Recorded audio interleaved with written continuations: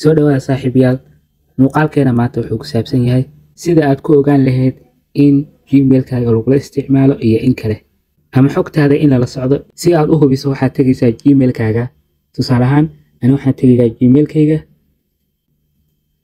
ku dhufo kadib waxaa kasii doorataa meesha u korayso ee sawirkaagu saaran yahay kadib waxaa kasii dooranaysaa meeshay qoran tahay manage your Google account.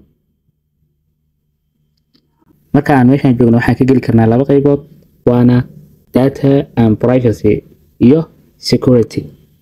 marka hore aan tagno data and privacy kadib kor ayaad wadaysaa ilaa aad ka tagto meesha ay ku qoran tahay other relevant options.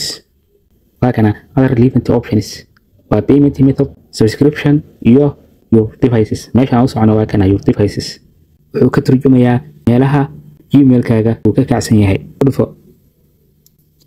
okay waxaan aragnaa laba qaybood. labadan qaybood waa meesha ay gmailkayga uu ka kacsan yahay.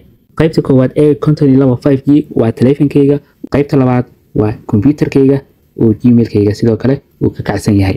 haddii aad ka shakiso in taleefankaaga uu yahay ama uusan ahayn waxaad tagaysaa settingka taleefankaaga oo aad iska soo hubinaysid in taleefankaaga uu yahay. marka aan tagno settingkeena koraan aadaynaa waxaan ku dhufanaynaa about phone. meeshaan waxaa aragnaa Galaxy A52s 5G waana taleefankeena oo uu ka kacsan yahay gmailkeena. aan u laabano meeshani. qaybta labaad waa computerkeena uu ka kacsan yahay gmailkeena. haddii aad rabtid inaad iska remove garaysid taleefan aan taleefankaaga ahayn falaartaas ayaad ku dhufanaysaa. meeshaan waxaan ka aragnaa meel ay ku qoran tahay sign out. waa inaan remove ka dhahno gmailka taleefankaas taleefanka oo ah A52. haddii uusan ahayn taleefankaaga inaad remove ka dhahdo. haddii uu taleefankaada kaa dhumay mowduuc kale ayaan ka samayn doonaa. find devices ayaa lahaa waa meesha laga galo oo laga raadiyo taleefan kaa lumay oo aad gmailkiisa haysato. waxaan filayaa inaad fahantay qaybtaas. waxaan rabaa inaan ku tuso qaybta labaad ee aad ka geli karto your devices.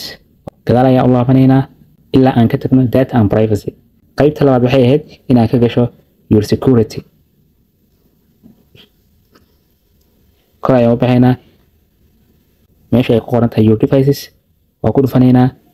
waxaa noo soo bixi doonto qaybtii hadda oo kale meelaha uu gmailkayga ka kacsan yahay oo ah A52 iyo my computerkayga. haddii uu qayb kale oo saddexaad hadduu furi lahaa waxay ka dhignaan lahayd inaan dhaho sign out oo aan ka remove garayo gmailkayga.